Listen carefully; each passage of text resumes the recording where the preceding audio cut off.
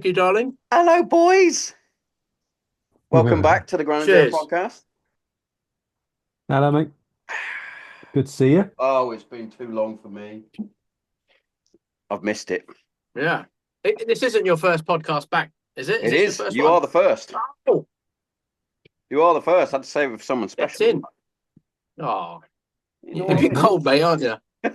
Mate, it is cold. I've got a little heater, but it's not doing much. And I've got my Bully Woolly, as the girls call it, from Gibraltar Trading Company. Little plug for him. Ooh. This is a lovely jacket. I can't lie. Mm. But other than that, Gibraltar Trading Company. yeah, former Marine slash firefighter now. Top lad. Ooh, Top lad. our target audience. Okay, good Mm. lad. Save the whiskey for a minute. Oh, hello. Save the whiskey, so I'll just go for the Guinness. You know it. Got to stay warm. I've got to be special, haven't I? So what's been going on in the world with you guys? Where to start? Jump straight in, two-footed. Yeah, Yeah, well, we're on book 2 now, aren't we? we are. We are on book 2 of the Saver Warrior UK story. Book 1 finished when we welcomed our first cohort back in October last year, which was amazing, successful, big experience for all of us, I think, to get that and get it across the line. You know, we had to figure out so many things along the way: funding, donations, logistics, ethics. You know, not to mention delivering the best possible cohort that we can, which is always our focus. But it was yeah. We wrote the book ahead of time. We continue to do so, and I think we pretty much got it within the timelines and execution of. It's very, to be honest. I mean, Tom is a humble man. A lot of this is kind of happening without us. It's kind of happening on its own in many dimensions. So I'm not going to take full ownership of all of the things we have done between us, because some of it is just what's the word, Tom? Miraculous. I think miraculous comes into that environment of where that language comes from. Certainly divine. I think the transition from the first cohort to now, things have happened. The dominoes have just clicked into place. You know, that they've just fallen in the right way. And I think they were always there, but we'd made a plan. We made commitments. Our word was such that we had to follow through on our word on elements, and and that was the right thing. But evolution is a thing. We're now delivering in a different environment, a different place, and thoroughly looking forward to the 3rd of Feb. Oh, yeah. Oh, but quite obviously Hannibal from the A-Team. Don't you love it when a plan comes together? It's it's always fucking awesome when things just seem to align and then just go smoothly. I'm assuming that it went pretty smoothly. You may want to elaborate. There's always bumps. There's always Of bumps, course, of course.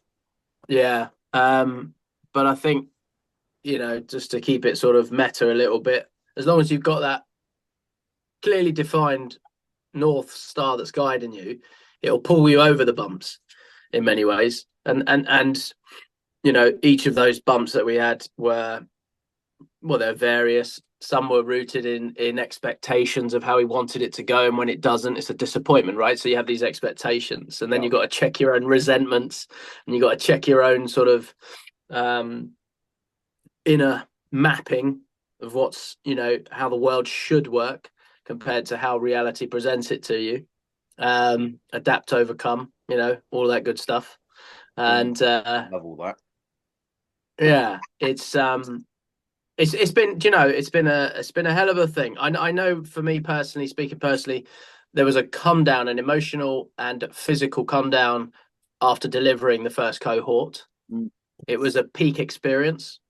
It was a non-invasive, non-chemically assisted high.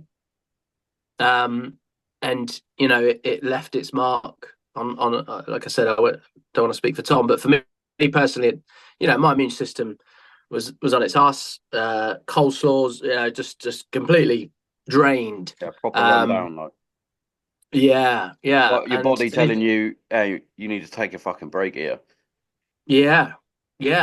And there's a lot of the work we do is there's a term for it, transference. We receive a lot of the other's emotional pain.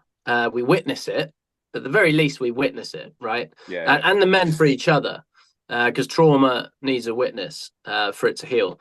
So, in just witnessing it, even if you were sat at the back of the room just observing it as a witness yourself, you would have definitely have had that similar experience, which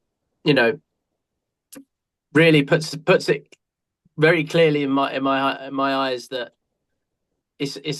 how we delivered our first cohort is unsustainable, and therefore massive changes and adaptations and improvements have to happen for the second, third, and fourth. And you got to find those things out as you go along as well. You can't just. It's very rare that you see something and go, right, this is going to end up fucking perfect. Because that's just not how the world works. And a bit, you could say it's like a comparison to a mental health journey in itself, that everything isn't just a straight line. It's going to have peaks and troughs and windy roads. And that's just how we're designed to deal with everything. So fucking massive props to you guys, though, that you've gone out and you've delivered what you needed to deliver. You've checked it, and then you've had your debrief. What do we need to change to make this better for the lads that are involved? So, and one of the things is it's it's left, right, up, down, coming back and forth in this journey. It's zooming back and forth in time as well. Because the elements that we're asking these guys to go like properly into, it's not just a casual chat about there was this thing that happened. It's all right. Let's get real now. What happened? And it's done in a very compassionate way. It's not like beating people over the head with a stick saying, "Tell me now." It's done in an incredibly compassionate way, and it's displayed and shown before they go in. So they know what they're doing because they're EDIP to a certain degree. So and zooming back in time, going through those things, bringing it back up again. Yeah, to answer your question, Ads, absolutely zonked for a good 3 weeks after. The work just didn't have that same appeal. I know, I get you. It's just like why do I want to do this admin stuff when I've just done that? Yeah. It was watching men truly come alive as well. One guy that was leaving there said, I didn't want to leave. Didn't want to leave. Sat in his car in the car park, didn't want to leave. And if that's not testament to, going in one person and coming out the other, then I don't know what is. That's awesome. And we're now in the sorry to butt in. We're now in the integration phase of that first cohort. So they have 100 days of work once they leave, and so they're in the 14th week coming up of working with what we call the laundry list workbook, which is essentially a doctrine or a document really that has been put together through various sort of recovery rooms and amalgamation of language and Save a Warrior kind of language as well woven into it, and they get given that document, and they're encouraged. Nobody has to do anything. You don't have to do anything, but if you want healing and you see somebody has something that you want, then do what they do, right? So we encourage the integration process because it's an essential part of this, not a Venn diagram, but this sort of model. It's also spoken about, and we may get onto this a little bit more in the psychedelic healing realm of, you Mhm. know, ibogaine, DMT, mushrooms, you know, all of that, which is in the zeitgeist now and is kind of growing in popularity and Mhm. application, and people's sort of prejudice are kind of, you know, I think being brushed aside by science, in many ways. But the model for that is, you know, ecstasis, which is the peak ecstatic experience, followed by catharsis, which is the integration, and then the third piece is communitas, which is community. So that Greek sort of languaging there is just to say that it's a very old, very, very, very old technology, psychotechnology Yeah, yeah, that of course. humans used to do years ago. Yeah. And we've kind of, in modern society, the civilized humans that we have forgotten so much about how to run Yeah. this meat suit Of that, course.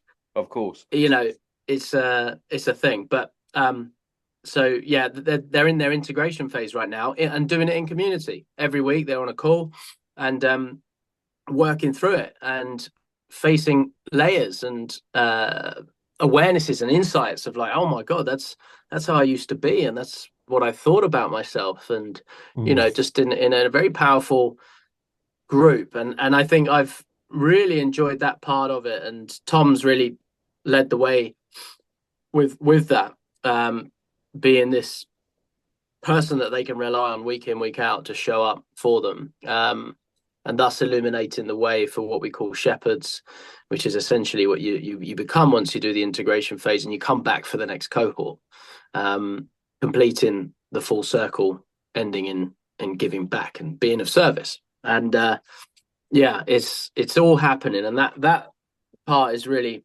exciting for me. You know, to see the integration, to see the real work continuing. Yeah. It's that sort of side of things, as you said, with the when you go through the different stages of trauma and you discuss it and getting through it that way is a fantastic thing. And I've spoke about it a few times, and I don't know if I brought it up on the last podcast with you. I did a course called Inner Armor, and unfortunately, it's been shit can now, and I was gutted by it because it was fucking fantastic. The lead guy was Al McGregor. I think he now does some stuff with a university. I'm not going to say which one because I can't fucking remember. But ours was all down to building and then discussing your different traumas. But you use Lego. I don't know if you've heard of this technique where you build it. No. So you basically you build your trauma, and it could be you could use anything Lego related. You could say like this glass represents something, and then you talk about it and why it represents that. It's a way of just getting through different traumas. It was fantastic. I'll send you my Lego that I built because it was mad. So we had lads that were we had Paras, we had Marines, we had Lonely Raff Reg guy here. We had a guy that was part of the anti-terror unit for the Met Police that dealt with the 7/7 bombings. We had was he the was he? I think he was a major in 1PWRR. He led the invasion of Iraq and things like that. All these guys were all around the table building fucking trauma with Lego and then talking about it. But I've never seen so much growth in a group of people before. Like, I know it's hard to believe that a lot of people don't believe it. I'm quite introverted. If I don't know you, I'm very much in my shell. I won't talk about anything. Unless I'm on a podcast and then I fucking won't shut the fuck up. But yeah, that the idea of me speaking in front of all these people, and especially as a RAF Reg guy, you're like, well, this guy fucking led the invasion of Iraq. I did a Tesseral in Iraq and watched a fucking plane fly over.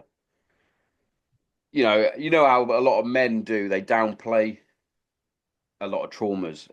But yeah, watching these guys discuss, talk, cry in front of a group of people that they've never met before, but coming through all that out the other side, and how it was as though a massive weight had been lifted off every single guy in there. I think there was about 12 of us in the end, but we all came out of it like, oh fucking hell, this works.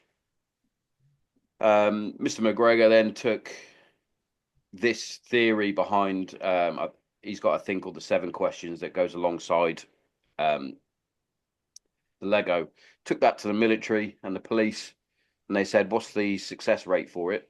And he was like, "Well, I can't guarantee 100%, but it's close." He went, "Well, because you can't guarantee 100%, we're not integrating it into any of our systems, because if someone dies or commits suicide, that's your fault." And he was like, "Oh, but I've got all this evidence that it fucking works." Nah, don't work.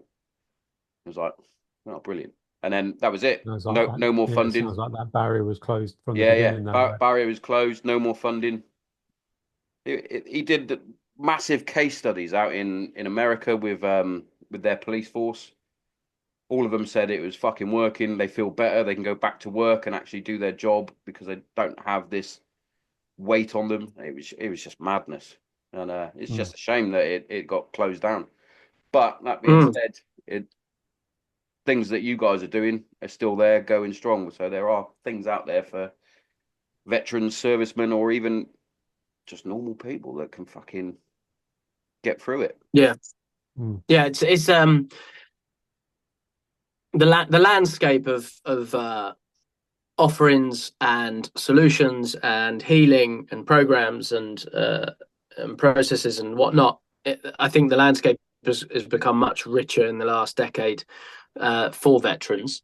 I think there was a genuine feeling, even as I felt it as well, where there was this absolute void from leaving the military that you had to sort of go through. It's like the 40 days and nights crossing the desert, you know. It's like it was this void of like aloneness and isolation and being discarded, and you know, that in itself was a narrative and a story that emerged and perpetuated itself.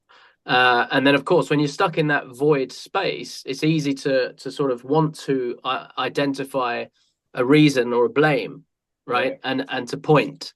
And I think for many that you know, that void is coming to an end for various different reasons, whether it be ibogaine psychedelics, whether it be what we do with a very honest, ruthlessly compassionate conversation held in a particular way, you know, whether it be, as we are doing as well, monitoring with science that to gather that evidence for those that need to see that evidence, because sometimes, you know, people's testimony, somebody's story of healing and recovery doesn't land.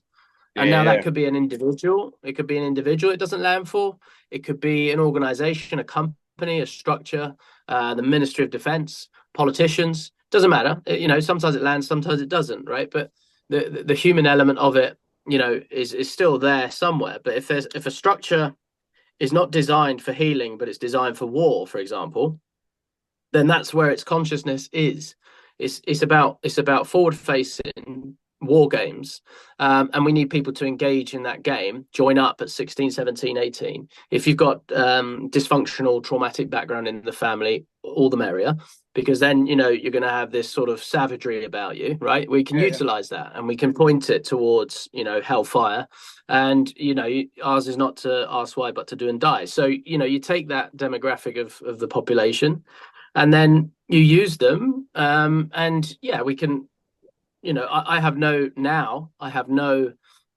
animosity towards the machine, because I recognize the reality of the machine being the machine, what it is and what it demanded of us, and how we lent into that and committed ourselves to service, and all the rest of it, right? So there's a narrative all around that. And so when I hear the stories of like noble causes and attempts to help, being well, meeting that level of resistance where it's just a flat no, you know, it's familiar. I know where it's coming from, and you know, there's a way of doing it. There's a way of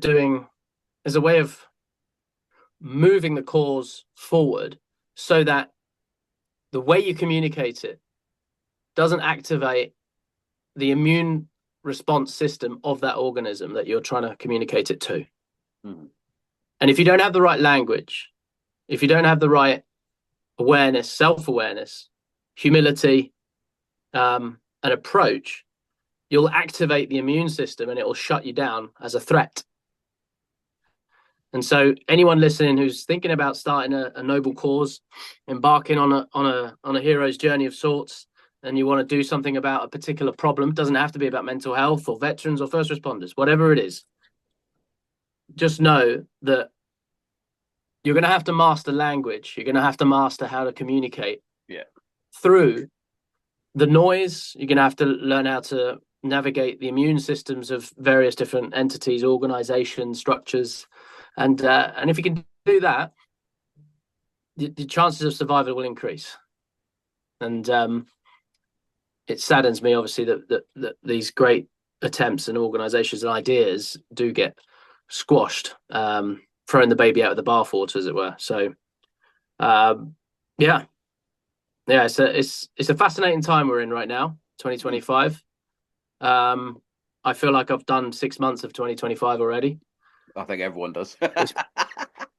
Only 6? It's intense, isn't it? Isn't. I'll tell you what. Here's an observation for you. Take it or leave it.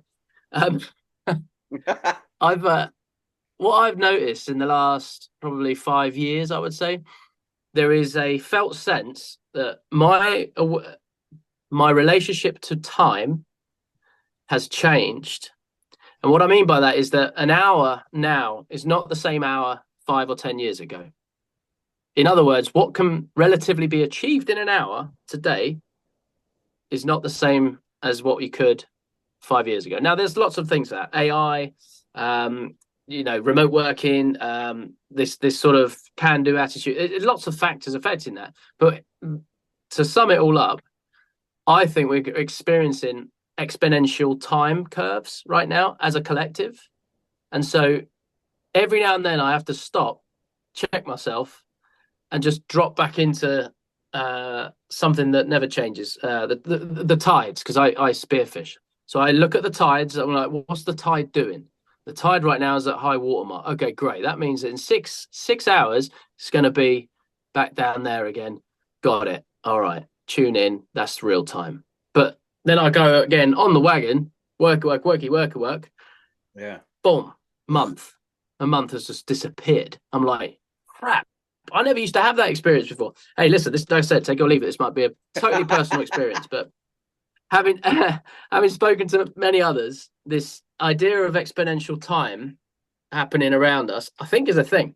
I think that now's the time. If you're going to do something, do it now, because it will cram in. It'll get done. Getting it done. I've got written up on this whiteboard here from off the back of a conversation with someone November last year. I have 35 years left to make a difference. And when you look at that, I look at it every day and I'm like, fuck, like tomorrow I tick one of those years off. I've got 34. I turn 40 tomorrow. Oh, Mazel tov. Thank you. There's an egg timer right there. That 5 ticks over to 4 tomorrow morning.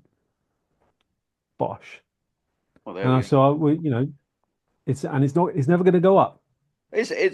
You are right. It's a sobering thought. It's a crazy. I was having a conversation with a buddy of mine from back home, who I haven't seen in fucking years.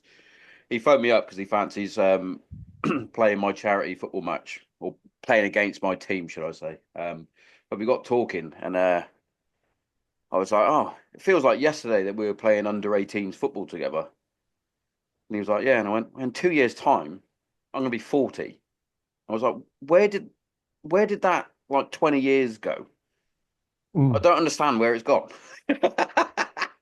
It's sucked up and chewed up, and then when you think about it, you're like, well, then when I'm 40, like 10 years, I'll be 50. What? Madness. Yeah. There's proof that the RAF Reg can do maths. by the way. Don't ask me the ammo count though. Do I see ammo state? Oh, I got a couple of spare ones somewhere. yeah. But that is, there's us making light of this thing. We do. It's a sand timer. It's Oh it's yeah. it's going down. So look, do make the most of everything that you got. Um, No, I like that. I've said 15 words on this podcast so far, and I've just sobered myself up right. But, Well, facing your own mortality, and I'm comfortable with it as well there because I you know go, what's coming. because you're You willing. know, You're willing to. and I know if I stop tomorrow morning, like game over. I've done my bit. There's 9 running around right now that weren't in a good spot, and they are now. So, No, I'm and happy with that. Well like done. my hand being removed from a bucket of water, it'll fill, the ripples will go, someone will replace, and someone will fill the suit, and et cetera, et cetera. So, I'm okay with that. But not yet. That's what we'll say to the god of death. Not yet. Wow, that was On a lighter note, Well, I am 40 that tomorrow. fucking old guy just killed the mood, didn't he? Yeah, sorry, mate. Tune in next week for. I'm the old guy. I'm 43. What are you on about? I I just was look talking it. about my exponentiality going from 40 to 43 like it was last week. Well, fucking hell. Yeah. Tom definitely But, looks older than you. well, yeah, he puts in more grind. He puts in the effort, clearly. 16-hour days, mate. 16-hour day. It's That's a just graft, I tell you that. yeah. It's It started this morning. It started this morning at 7 with a catch-up laundry list workbook with one of our guys. By his own admission, he's gone, look, I've not been doing the work. Can I come back? Of course you can. Like, fucking hell, you never left, mate. Come on in. Sit down. How are you? Bosh. Like, come on, let's open up this book. Pick a number. It was brilliant. Pick a number between 1 and 14. Huh? I completely turned this meeting on his head with him. He thought he was going to talk about one thing, and I went in with something else, and just got creative with it, and just had a conversation with the guy. And that was the first 30 minutes of my working day, helping this man come alive into his day. Wow, that's a mate. I'll never work again if I do this for the rest of my life. Oh, I love it. I love it. I Mm. may have a buddy who is actually part of our football team. I think I'm going to give him your guys' contacts because he's a bit down on his luck. He's got a lot of issues going on post service and whatnot. No motivation. Doesn't want to do fucking anything really. So I'll send him your website and whatnot. He has had counselling with Rock to Recovery, who we fundraise for the football. But I think another avenue may suit. yeah, They're open. website. Send him to the Yeah, website. I definitely will do. Because I've tried several things with the guy. I'm not going to name him obviously because that's not fair. But he sent me messages before saying he's really fucking below par. He's not feeling right. Doesn't really want to be here. So I've gone through different stages of all right, talk to me, and then talk to him like a normal, you could say. And then he kept like sort of going around in circles, and it was like, right, if I try talking to him like he's still a soldier, that may snap him out of something. Like, are you still doing your fucking morning routine? Oh, what do you mean? Oh, are you getting up? Are you making your bed? Are you cleaning your teeth? Having a shave? Are you fucking having breakfast? No, why not? Get fucking on it. It works for about fucking a few days, maybe a week, maybe a month, and then he goes straight back into the bad cycle, you could say. Yeah. Yeah. So Yeah, we call that the drift. yeah, And I'll definitely that's the I'll thing. definitely ping him your info, definitely. my mobile number's in your chat for Instagram. Please, as soon as you get off the call, make it the first thing you do. Yeah, I will do. You know what? I'll do it fucking now while I'm here. And also just want to say, good effort for being the guy that he rings, and feeling like he can at least have a conversation with you. It's we're trying our hardest, as you guys have probably seen. I started a charity football team, shall I say? Would it be 2020 when we were supposed to do it? Obviously, COVID hit, and it was more than just to fundraise, because I've always found I was a footballer growing up, still football mad. There's nothing better than the community and the camaraderie of a football changing room, basically. You bring each other up, you give each other fucking banter. It's very fucking similar to being in the military. That's the only way I can describe it. And I got a call for our last game saying that this lad was a bit down on his luck. Can he join the team? And I was like, well, of course. That's why I started the team. 90% of us are ex-squaddies. So yeah, bring him along.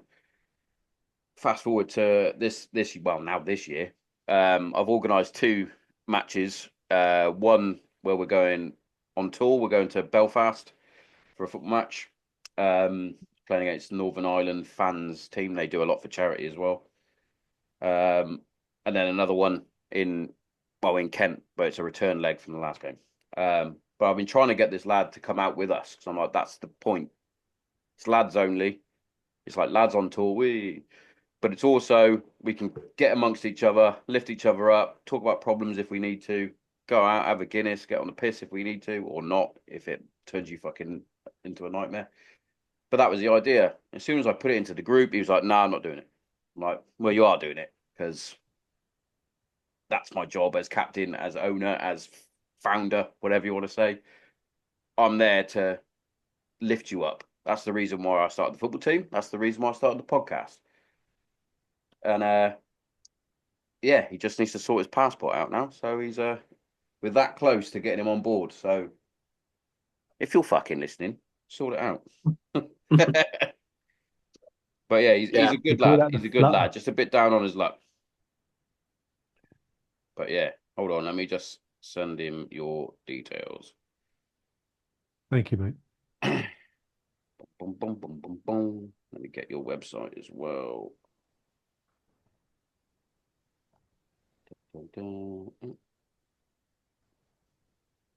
Why does it do that? For anyone listening, the website is Save a Warrior UK.org.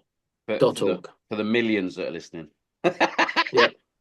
You never know, mate. These things will live into posterity. You know, we'll look back at these in 20 seconds' time when we're 60. Yeah, exactly. Well, yeah, fucking hell. These guys. You remember those things called podcasts? Yeah, I do. Yeah. Well, everyone and their dog is a podcast these days. Yeah. Yeah. Well, we'll see when we got if you do go down the getting an implant route and you're hooked up to the cloud. Heaven forbid. Oh yeah, that's mad, isn't it? And you're probably going to see a hologram. It's like those the mark of the beast. Yeah, stuck in your head, and it's like you can just see it. That fucking freaks me out. Like, yeah, well, okay. So there's all right, 2 things, right? That's two fine. things. I'm gonna give you. hey, you can't count. Yeah, I didn't say we could count, mate. Yeah, I never made that claim. And so there's a passage in the Bible. I'm not going to get too religious on you. I'm not going to Bible bash, but I'm talking to Mum about it because she is. And there's a scripture in there, Revelations chapter 13, if you're interested. And it's all about talking about the mark of the beast, 666, the fallen angel that was Satan and all the rest of it.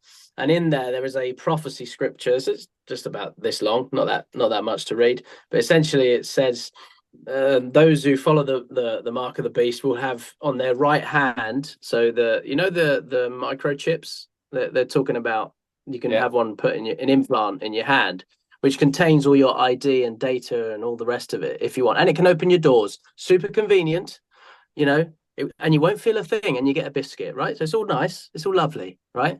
But what happens is the mark of the beast in the Bible, it says you'll get either something in your forehead or in your head, so that's the implant piece, or something on your right hand. And those that don't have it can't trade.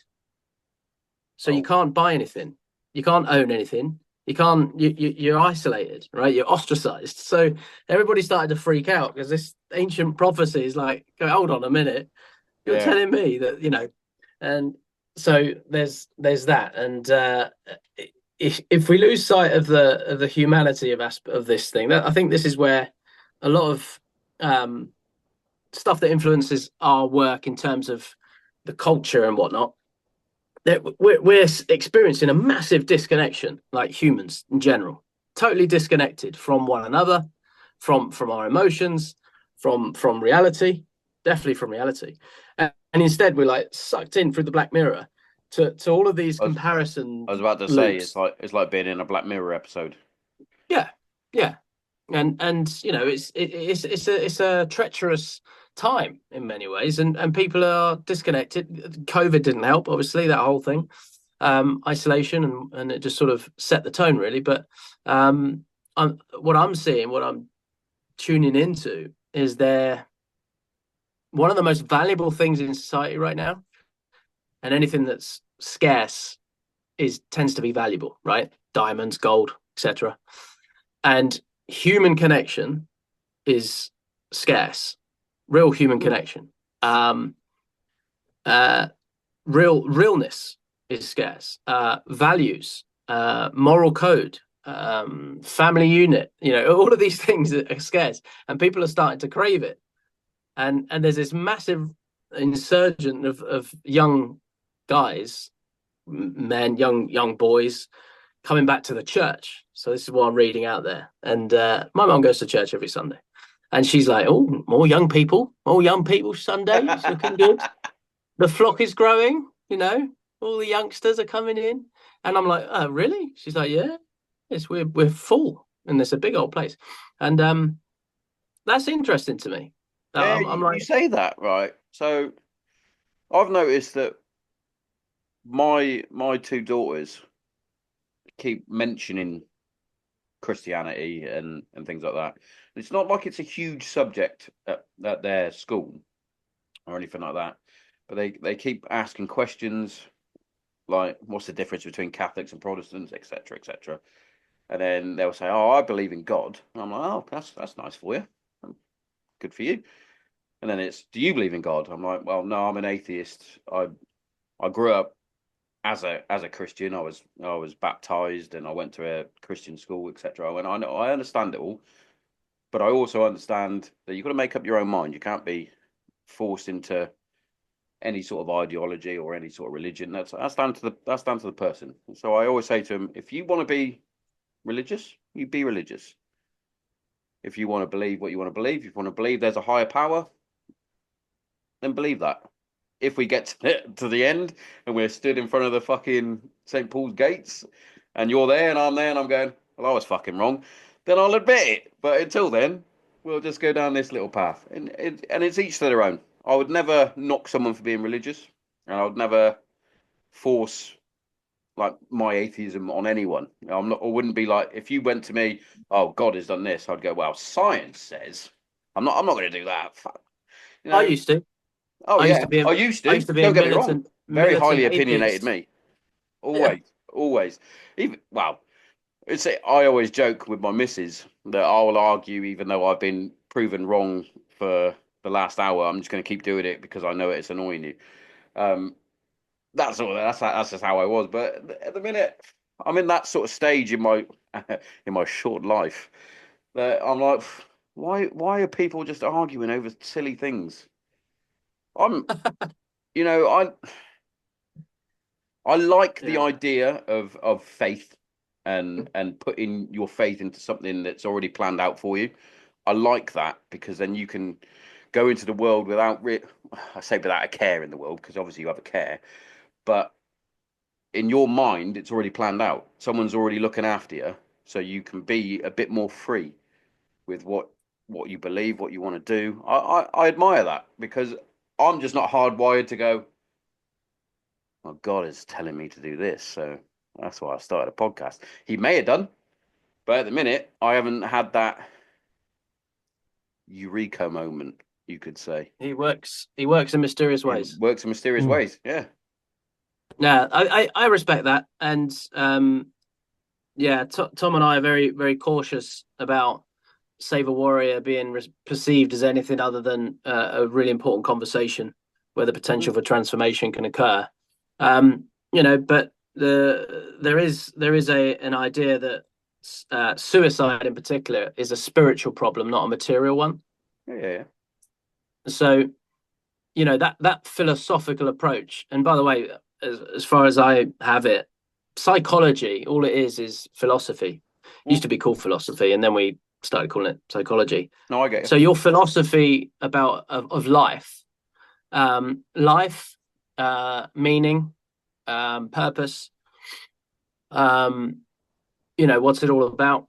These massive questions. I've wrestled with those questions for many years, and I found myself wanting, really, and just sort of a bit empty and vapid when I returned to a materialistic approach of, like, once it's done, it's lights out. I mean, all that darkness before I was born, that comes back when you're dead. No, I get right. It. Yeah. And so but it was so vapid and empty, and it was a felt sense of, I don't know, dark. It was dark. Yeah. For me, and if we zoom out enough, the human being, what makes us different from the animals is that animals have a horizontal plane of consciousness. That is to say, they'll be chewing grass and they'll look around 180, no predators. They'll come round 360, and they'll come back to a known place on the horizontal terrain that they find themselves, and then carry on munching away. If anything attacks them, they'll have a nervous system response and they'll react, fight, flight, or freeze if they get caught. And then somehow us humans, we have another axis of consciousness, which is a vertical axis of consciousness. It's the thing that made us, when we were on that plane in that savannah all those hundreds of thousand years ago, to suddenly look up to the stars, just pause and go, wow, what's that all about? Right? So this sense of awe dawned on us. And that sense of awe is very basically what we could describe as spirituality. That is why psychedelics work. Now, there's two angles to approach this sort of topic. Well, there's multiple angles to approach it, but one that I like is staying with the sense of awe. When there was no electricity on planet Earth, can you imagine what the sky must have looked like? Oh, of course, because as you guys would know, I say not having electricity, but being out in the desert, and there's no light pollution, and you look up. Yeah. I've plugging myself a bit on TikTok. I made, funnily enough, talking to Al McGregor on a podcast, and I talked about how in amongst all the chaos, I've never felt so peaceful as being out in the desert, looking up, saying you could see all the stars. You're in the middle of a war zone. There's people trying to kill you every day, but you look up and you're like, fuck. Yeah. I've never been so at peace. Yeah. So there you go. So that's your hardwiring as a human being. You have access to the vertical axis of consciousness, like every human has the potential to access. How we express it and communicate it and the language we use varies, but the theory and the principle of the vertical axis of consciousness remains. Some people call it source. Some people call it God. Some people call it, Allah. Some people call it whatever you want. New Ageism has different, the universe, all of those things. But the point is, we all have it. Now, what happens is when the light pollution begins to come in, and this is a theory of mine, again, happy to have it refuted. As the light pollution comes in, the stars get pushed back and away and diminish a little bit. Their brightness is not as bright. They're not as awe-inspiring anymore. And so our gaze doesn't go so much into the upward looking amazement of something amazing above us, greater above us. So our gaze remains grounded more, and we become more focused on the here and now in the material horizontal plane, and we go about our business, right? And that can be extrapolated out into modern society, where we're so head down in our business of the grind, of the doing. We become human doings and we stop being human beings. So we've lost a connection to our essence of a human being now. And so this is all a philosophy of approach to the human condition. I'm obsessed with the human condition. That's I believe why I'm here on planet Earth, is because I've got this bloody curiosity about the human condition, and I align my actions with that curiosity, and it tends to reward me with experiences that invoke humility or inspiration. I feel lifted. And the more I lean into service of that, the more rewarding it is. But I don't do it for the reward. I just do it for this fact that this is amazing. It's an amazing feeling. And so there's something to be said about, not losing connection to your innate human spirituality. And it doesn't have to be religion. Religio. No, I like it. Religio is something that's in all humans. That they've even discovered a gene. If we need science to back up all of this, it'll catch up. It always does, and then it'll go. See, we prove you right. But there is a gene in us. It's called a worship gene. Humans have a worship gene, and if you're not careful, you'll end up worshiping something that is grounded of earth, material, right, in the humus, in this mud, and if you do that, you'll start to lose sight of higher structures of good and order. And then you start to worship the chaos. So, that's why in AA, we hand our recovery over to a higher power, because up to that point, we thought we were the gods in control of that drink. Step 2. He says, taking a sip of whiskey. No coincidences. There are no coincidences. The timing is always perfect. It may be accelerating, but it's always perfect. No, I know. When you explain all that sort of stuff that you just went through, which I'm not going to recite again, you can definitely see it. And as you said, or as I said, and you agreed, when you're taken out away from modern technologies. Not saying that obviously the kit and equipment we used didn't have technology, because it clearly did, thermal imaging, all that bullshit. But when you're just out on the ground, you could even be on exercise in the wooded in Senny Bridge, which is disgusting. Otterburn, Stanter, etc., or even in theatre, all the different theatres. It just happened to be the certain ones that we went to in the desert. It was fucking beautiful at night.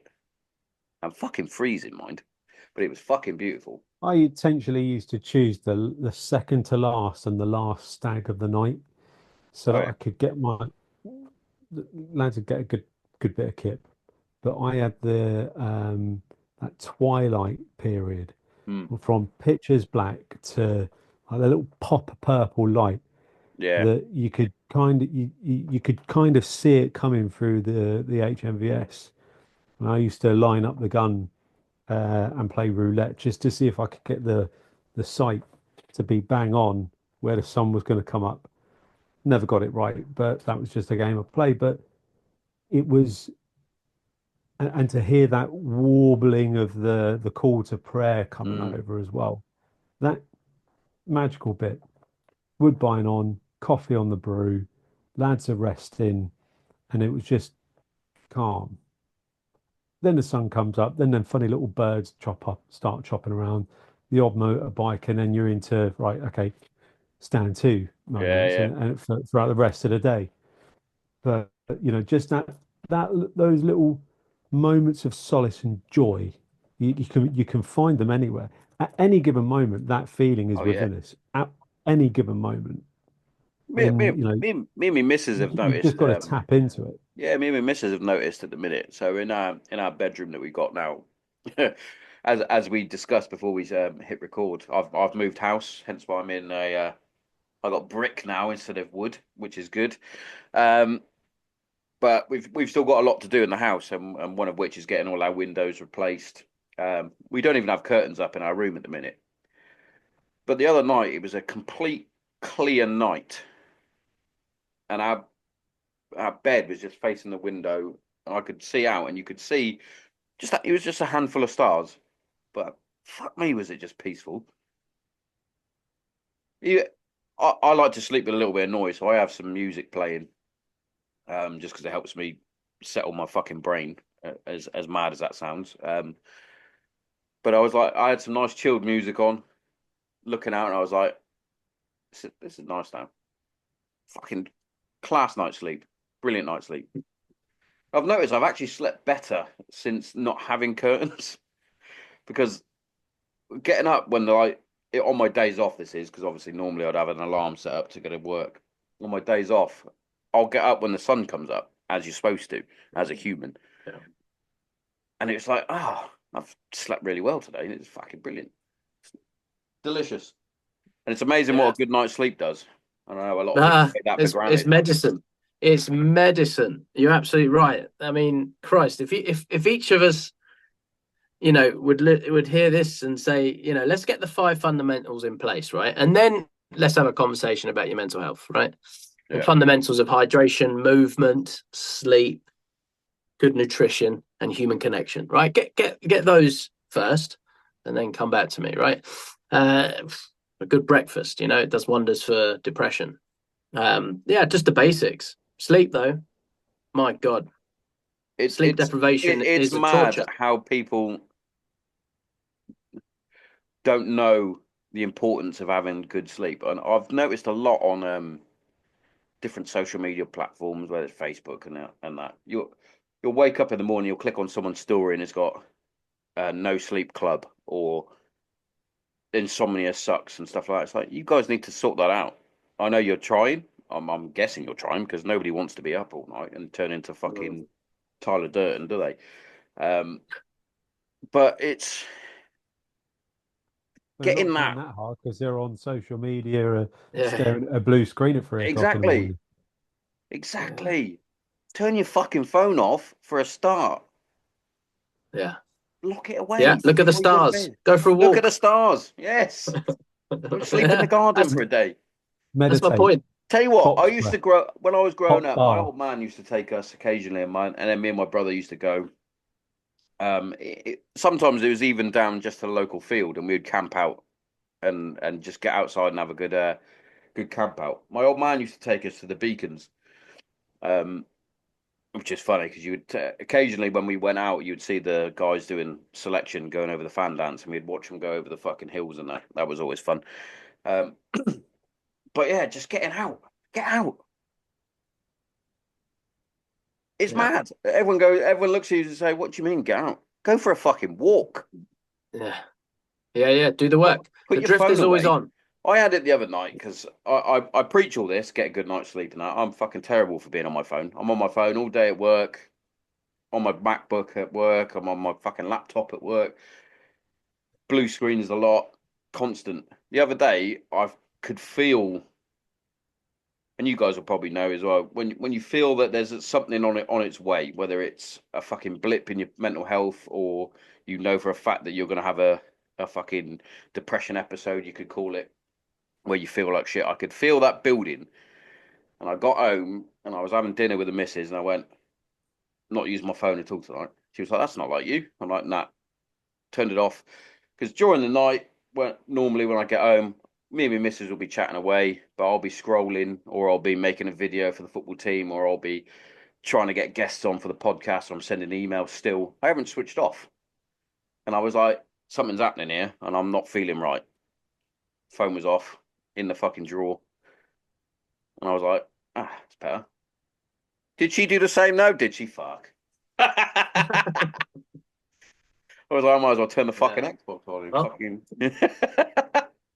But no, I preach all the go for a walk and do all that. I need to do more of it personally. But you know, every day's a school day. Every day's a learning day. yeah, yeah, and there is the call to adventure, to heal, transform, so that nagging inner voice no longer takes over at any point, and you feel at peace on a daily basis. That's all of those are symptoms of healing. So if anyone's interested in getting on that side of the fence for healing, where the inner critic, the nightmares, the tension, the depression, all of that abates to the point where you can observe it and you can be with that which you previously couldn't be, then reach out because we've got a hell of a conversation to be had. And yeah, you guys mentioned something at the start. What's happening on the 3rd of Feb? Because We've got we sort of we paused it, didn't we? I went, we'll yeah. get to that, and then we went off on a massive tangent. I'm surprised we haven't talked about fucking fires in LA yet. We'll get to that. 3rd of Feb, Yeah, go. 3rd of Feb. We are well, we have 10 men sat ready, waiting to attend the second cohort for Sabre Warren. We've even got three in reserve, which will naturally lay up onto cohort 3. So that is a wonderful feeling to be sat with right now. And I think I'm looking up here at my little list of things to do, just below 35 years left.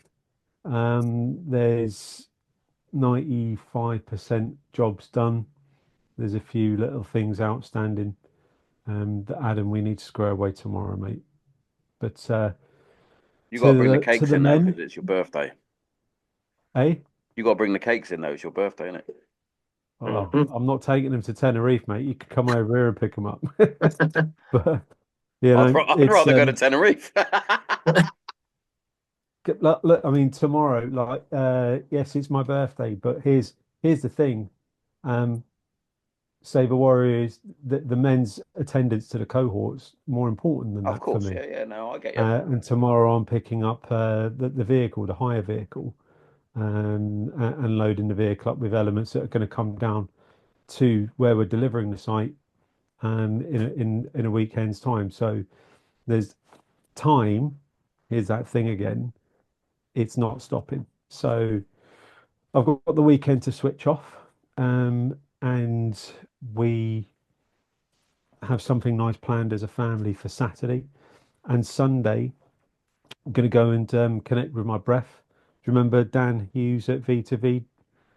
He's put on a massive event for his entire community to come forward.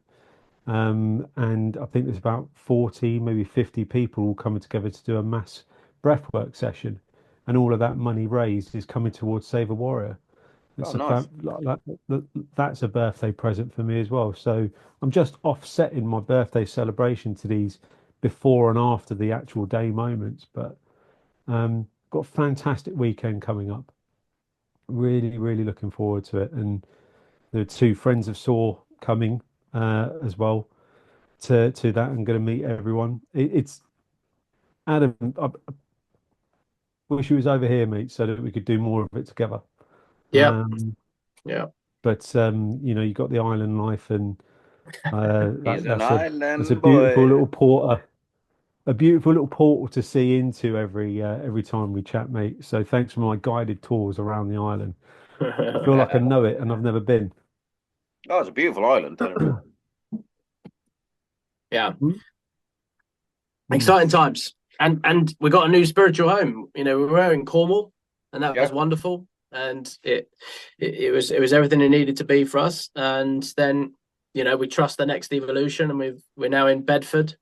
We're probably going to do a more public sort of announcement about all of that and the arrangements and who's behind it all and who's made it happen.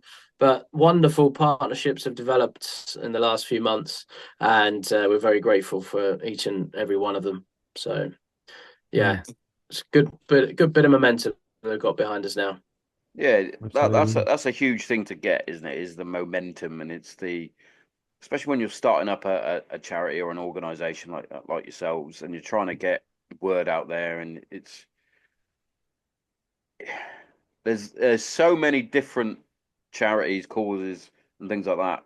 It's like who how do I get through all this when there's that in my way? Like Help for Heroes is up there. It's like I can't compete with that.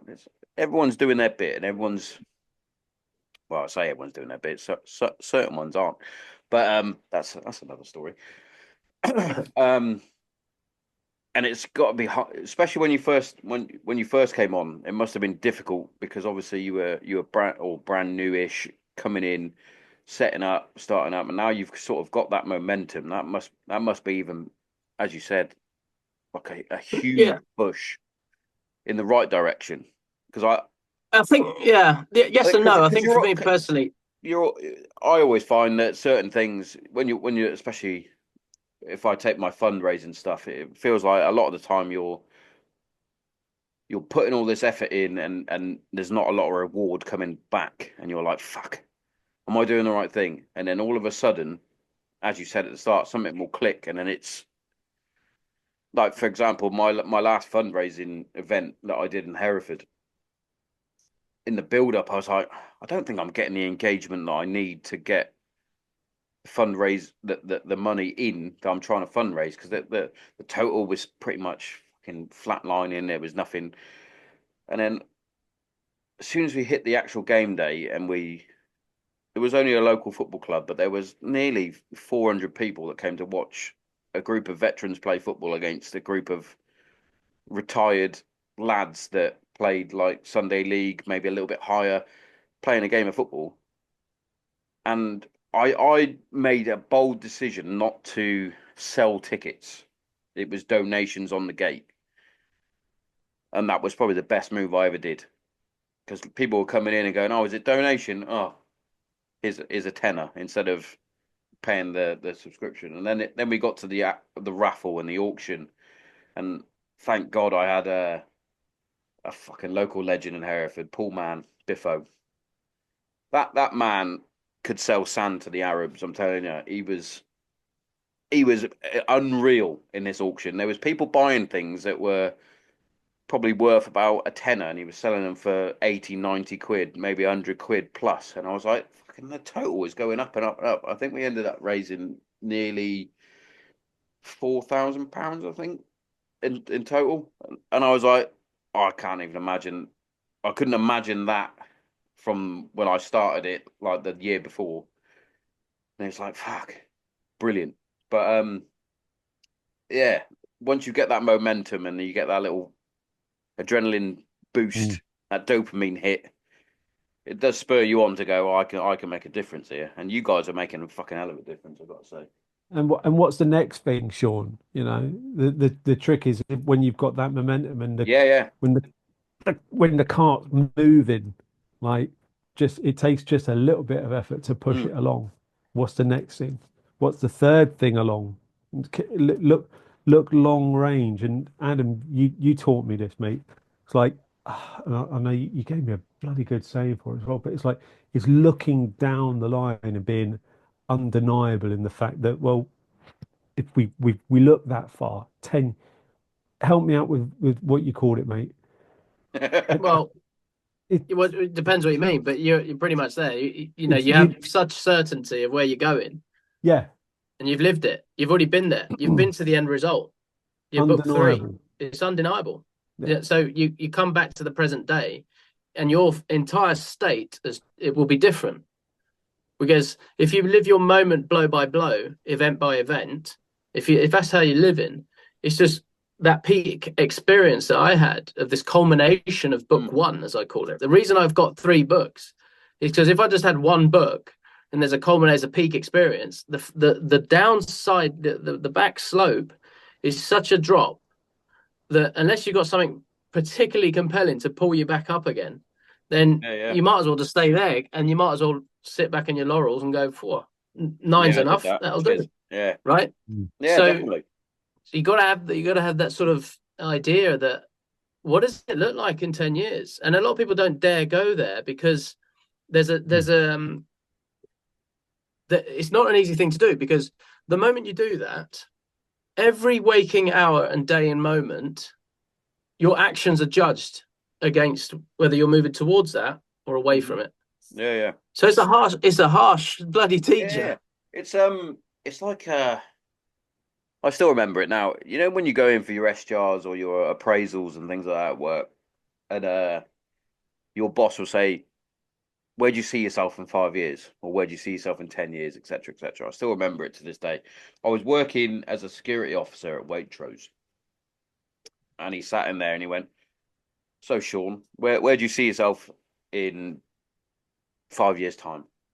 And I looked him dead in the eye and I said, "In your seat." And he was taken back by that, as if to say, "Well, who's this fucking gobshite?" Fast forward, technically, I'm not in his seat, but I moved on and I grew as a security officer, as a manager. I now run a security as an estate security manager. So technically, I'm actually above what that guy was. And I remember saying to my missus when I got the job, and I said 5 years ago that I'd be doing a job that he said that I basically couldn't do. And I went, "I've done it." And I went, "Now what?" It's like now where's my progression? And that's something that I'm never comfortable. I'm always looking ahead. I get Oh, itchy feet. fuck comfort. Fuck Yeah, comfort. yeah. My That's missus, my missus, another delusion. yeah. My missus always says you can't just relax. I'm like, no. I've got stuff that I want to be doing. While I've got air in my lungs and I can help or I can grow, I've got to do something. I can't just sit and play on my phone fucking all day. She's like, "Oh, Yeah. right." I was like, "So if I can get fucking brilliant guests like yourselves onto the podcast, if I can do another 3 football events, or this year I'm doing 2. Normally I only do 1, so I've added an extra one already. So I'm doing 2." Where she's like, "Fucking, why are you putting so much stress on yourself?" I'm like, "I'm not putting stress on myself. I'm helping a cause that needs funding. I'm doing that. I'm just doing the podcast." She's like, "And I'm spending time with you and the kids. I've I've improved myself as a manager. We managed to get a fucking new house and all this." And it's like, "You've done the same." She was like, "How?" I went, "You've gone from working in a salon to owning your own salon. You've grown as a person. We can't just stay, because then you get stagnant and it all gets shit. And then you sit in your own shit and it's shit." There we go. There's Movement a is life. philosophy for you. You're right. That's going to be that's definitely a soundbite. You heard it here first.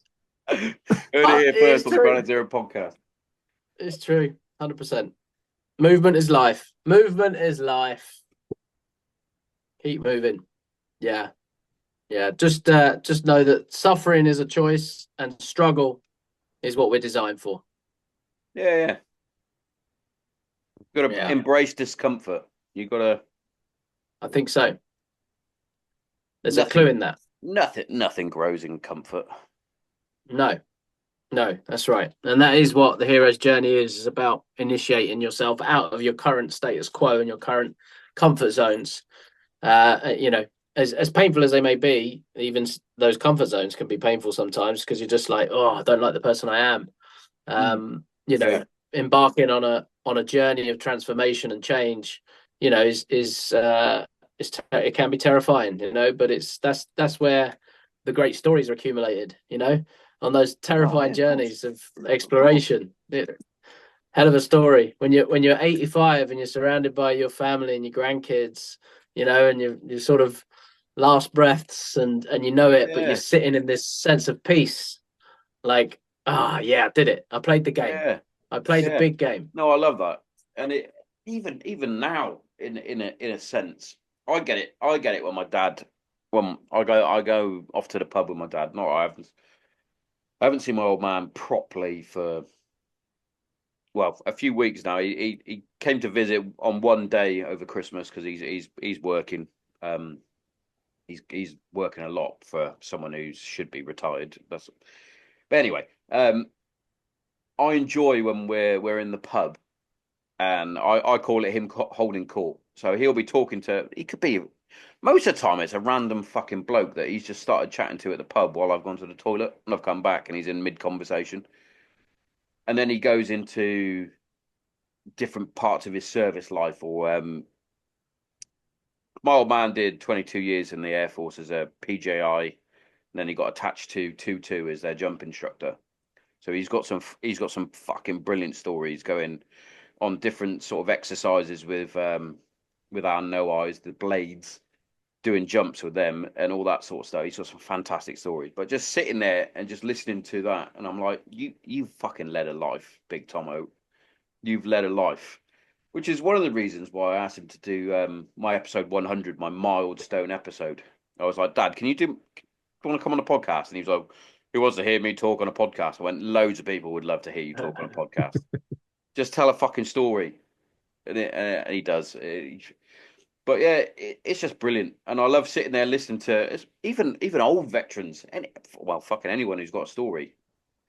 And some of the most special podcasts I've done, I find, is not the Blue Tick Brigade. It's not Mr. Famous Man. It's none of them. It's the fucking ordinary Joe that has just got a story. He's just living his life, and you're like, could be a bricklayer or something, but he's got a fucking amazing It's story. because there's no like, chip on the shoulder. yeah, I love it. And it's real. It's a real to it. I had my missus' cousin. He's been on here on here once, and I've had the lads that I served with, Chris and Dan on here, and you just get pissed and you just have a laugh, and then you just happen to have pressed record on the fucking podcast. It is funny because a lot of people say, "What?" When I've put out invites, it's like, "Oh, who are you gonna? What's the sort of makeup of the podcast? How does it fit around?" I'm like, well, it's like a conversation in a pub, really. I don't really like structure in that way because I find it very rigid and it's like, well, we have to talk about this. I have to ask this question. Where I'd rather, like you guys have done, you've come on and you've just opened up about what you guys are doing. We've got off on a tangent about religion and stuff, and we could go off on a tangent about wildfires in fucking LA because LA fires there. You're I mean, look, desperate. 4 minutes desperate before for this that. podcast, I've been ringing up the link to get here, mate. That's how much planning we had. It was literally, and it helps that we've chatted before as well. Oh yeah, of course. And this is a catch up between dudes. But it's sometimes when you overthink and plan things, you then you want it to become something that it will never be, and then you're setting yourself up for disappointment. Yeah, definitely. Got to follow the muse, follow the logos of the conversation. I've had it a couple of times where I've had a few, as you've probably seen, a few UFC fighters and things like that, and they're just normal people to talk to. But I had one that I was a bit starstruck with, and that was Stitch Duran, he was a boxing cut man. He does all the UFC, or used to do all the UFC fights, and I was a big fan. And I put it out there, do you fancy coming on the podcast? He was like, yeah, why not? And I was like, oh shit. Nice. What am I gonna say? And then we just had a fucking good conversation. Found out he was a serviceman. He served in the American Air Force, I believe. But yeah, that was just a normal chat. He spoke about chatting with Tyson and fucking Tyson Fury and Klitschko, and I was just in awe because being a fight fan, I was like, this is fucking brilliant. Yeah. This is fucking brilliant. Yeah. But there was the other one was I had a bit of a soldier dad moment, you could say, where I was like proper like, oh, this is incredible. Because I had Rusty Furman on the show. And those that don't know who Rusty Furman was, he was the first one in on the Embassy siege. He was the one that had no gloves on. And that's how people know it was him, because he actively didn't have his gloves on. He forgot them. But I remember asking him to come on. He said, "Yeah, I'll do it." And then I was asking him questions, and I was just like, this is a true SAS legend. He was actually one of the 15 million that were on the balcony. He was there, and it was just incredible. But yeah, Yeah. you gotta adapt and just go out of your comfort zone occasionally. And but yeah, some of the best ones are definitely just true conversations, you could say, about wildfires in LA. Third time. Shall we address them then? Go on Yeah, then. yeah. Give us your best conspiracy theory. Well, it's there's so many different conspiracies in there. Yeah, one a week now. It used to be Already. Kennedy and the moon landing. Yeah, yeah. That So was we've growing up. so we've How have we got gone from we've got LA5 into we've got the conspiracy blue theories? the blue blue roof. If the Come on, houses got catch. the blue roofs on the blue roof on the houses, they haven't seemed to be touched. And it seems to be in the new map. Is it 2028 or 2030? 28. 28. 28. It seems to be in like Olympics. the new rail underground map, isn't it? And they're supposed to be building a super city or something, and it just No, happens it's to be smart city. smart Smart city. city. I Which is like super part of cities. the 2030 agenda of the WEF. So it's not just the only city. So all world leaders who gather in the WEF agree that having smart cities is the way forward, where everybody will have a microchip in their hand to have access to all the amenities and everything. It's all going to be EV cars. It's all going to be eco-friendly, diverse, inclusive, and all the rest of it. And smart cities and transportation is one of them. But in order to create a smart city like they do out in Dubai, because they've got desert, nothing but desert, you can't do that in populated areas. No, So you have to have a it down. strategy of just completely wiping it all out. Yeah. And then once you've got that, and the insurance companies are not paying out. They announced it like a Oh, they couple of did weeks before. a couple of weeks before. We're not paying out for Yeah, yeah. that's it. Not covering Oh, for it's fire weird damage. doing it because it's infuriating because you don't know if it is or it isn't because obviously we're never going to actually find out. Well, I mean, look. There's all sorts. There's all sorts. Like, for example, we deal with a lot of addiction and things like this, and Yeah, OxyContin, which is this drug that was peddled there in was the a 90s. brilliant TV series on that, Dope Sick. Yeah, that's it. And so this drug was purported to be a decent painkiller, and it wasn't as strong as morphine.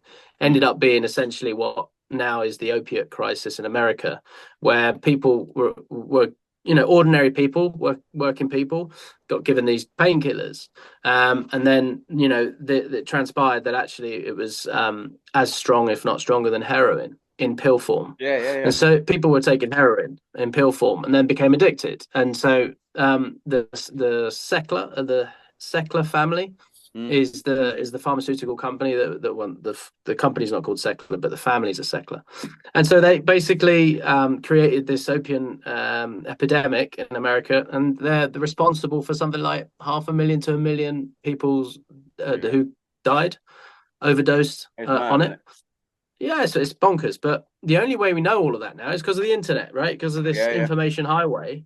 But unfortunately, what comes with that is this overexposure, overstimulation of too much information, and to discern what's true and what's not Yeah. is a hell of a thing. It's There's a level of mastery that you got to get yeah, it to is funny you because know, whenever there is something like this, and then you have people that enjoy conspiracies, you could say, and the memes and then that you're like, come. oh, that could actually be Yeah, true.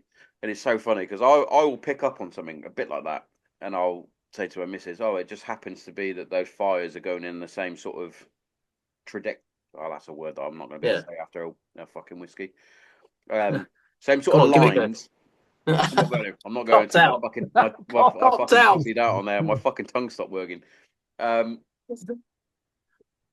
anyway, it just happens to be in the same lines that the Yeah, yeah. fucking new railway is going to be or whatever. And I'll go, oh, look at this. And she'll go, oh, you're such a conspiracy theorist.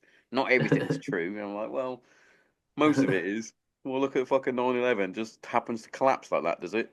Well, yeah. Oh, Yeah. it does it? Like a controlled explosion.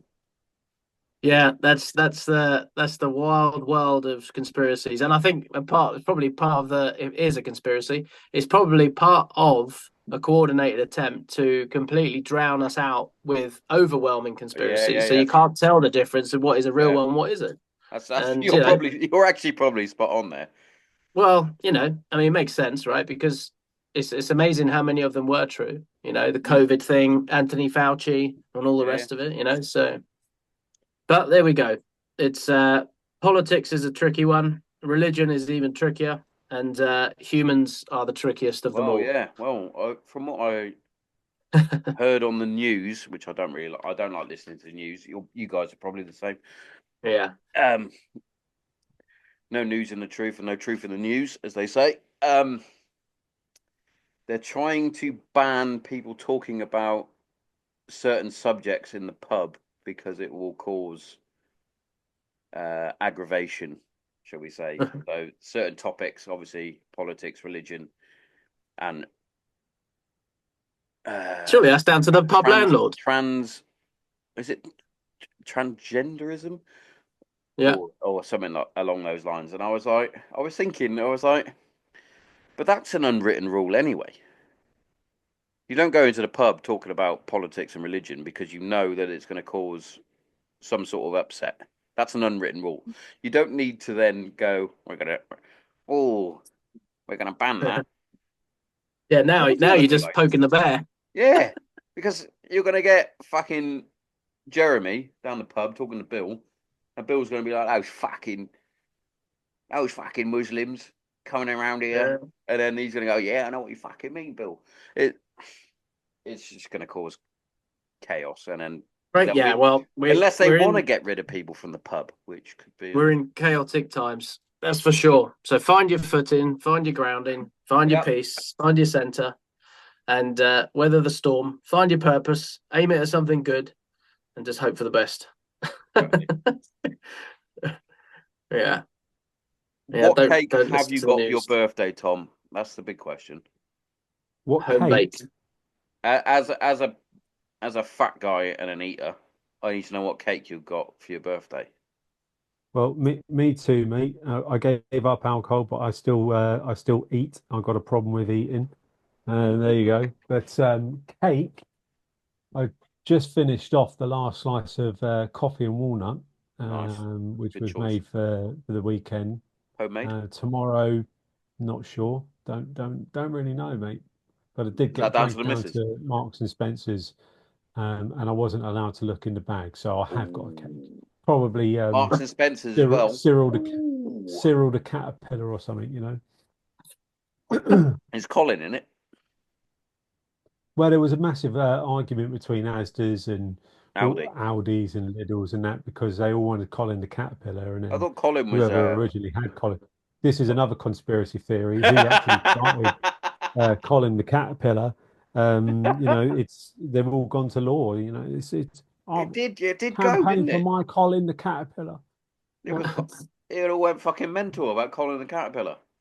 Yeah, yeah, for I sure. love But I love British It's a eccentricity. Aldi cake. are brilliant It's a because cake. they do rip off everything. They've got like an entire McDonald's section, and it's like they've got a Big Mac, and it literally just they've changed it to a big stack,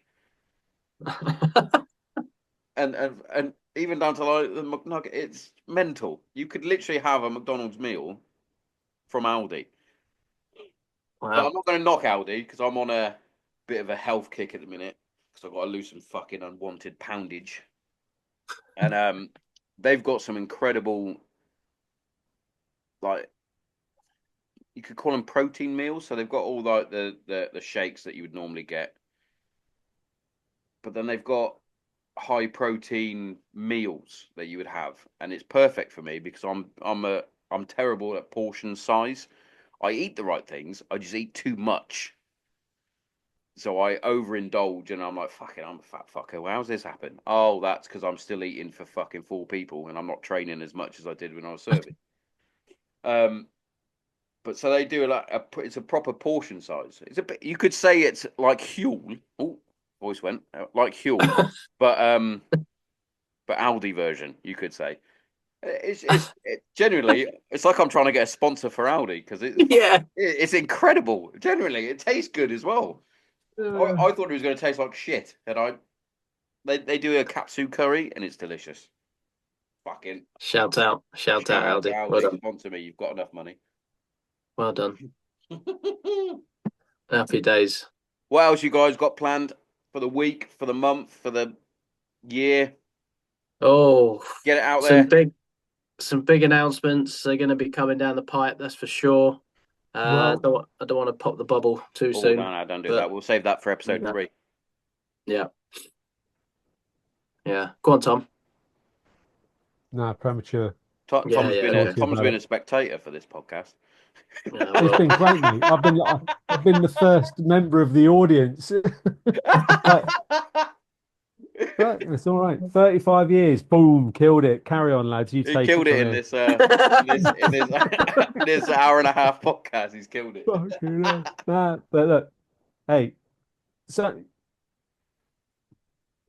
sometimes you don't need to say anything.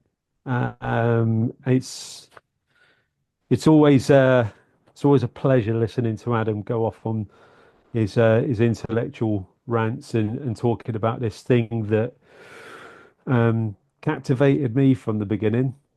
And I totally agree there. Yeah. So, it's the Adam's first iteration of saw delivery was on yours truly, I suppose, wasn't it, really, mate? In a guise, through the Returning Warrior, and that I'll never forget that first inner child hypnotherapy session, mate. That was the flip. That was the judo flip. So don't need to say any more than that. Tube out. Nice. Well, look, I do hope that the time did feel a little exponential for the listeners, because I'm saying how fast time goes.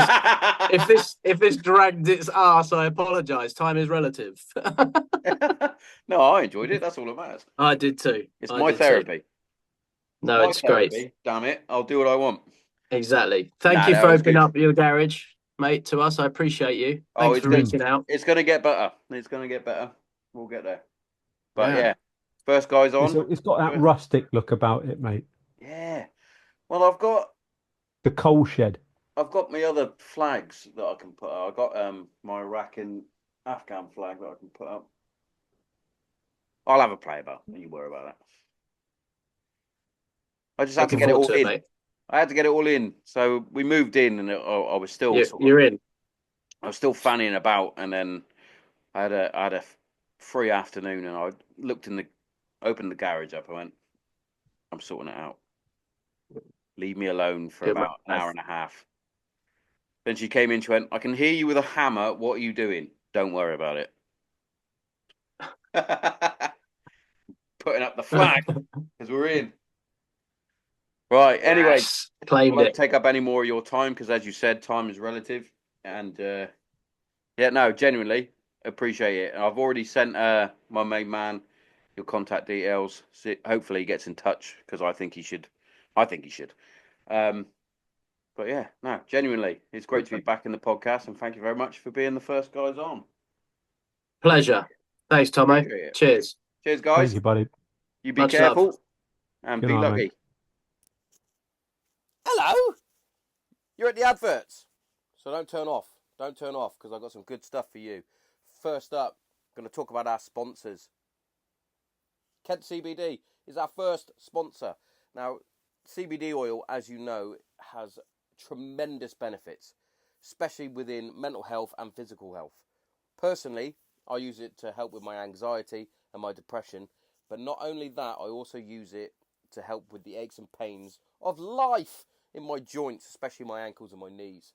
But yeah, without CBD oil, I would have still been on my antidepressant tablets, which I'm no longer on. So, every cloud. And what we're going to do here at Granite Zero is we're going to give you 10% off everything from oil, muscle rub, jellies, bath salts, the lot. Yeah? Make sure you get in there. www.kentcbd.org. Put in the promo code GRANITE0 and get yourself 10% off. You are welcome. But also, if you're like me and you love a nice cup of coffee. Now, for me, I only drink one coffee, and that's Green Beret coffee. Now, I don't only drink it because it's out of this world fucking coffee, roast to order, grinded to whatever specific grind you want. But not only that, it's veteran owned and veteran run, which, you know, hits me right in the feels. So make sure you check it out, Green Beret coffee. Get yourself a nice cup of coffee. I drink it dark, just like my soul. Incredible stuff, incredible stuff. And what I'm going to give for you, I'm going to give you 10% off. So once you get to the checkout, once you've got all your coffee, your products, your apparel, whatever you need, get to the checkout and put in the promo code GZPodcast10 and get yourself 10% off. Courtesy of the Granite Zero podcast. You are welcome. Now that's enough of me talking about this stuff. Back to the regular scheduled show. Check it out!